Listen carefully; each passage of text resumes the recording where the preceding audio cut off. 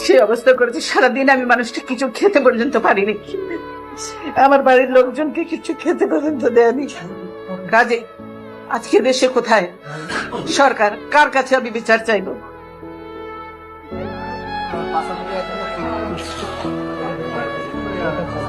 দীর্ঘদিনের সংসারের সব মালামাল রেখে আমাকে এক কাপড়ে বাড়ি থেকে বেরিয়ে আসতে হলো, বের করে দেওয়া হলো।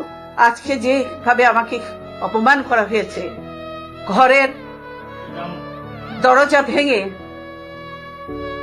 ভেঙে আমার বেডরুমের দরজা ভেঙে রীতিমতো ট্রেনিং হিচড়ে তারা বের করেছে, এবং এমন ভাবে বলছে যে পুরুষ মানুষ ভাবে বলছে যে জোর করে ওনাকে উঠিয়ে নিয়ে আসেন, জোর করে দরকার হলে ওনাকে কোলে উঠিয়ে নিয়ে আসেন। এরকম ভাবে একটা সরকারের এই আচরণ, ওনারা ধাক্কা দিয়ে আমাকে গাড়িতে উঠিয়েছেন।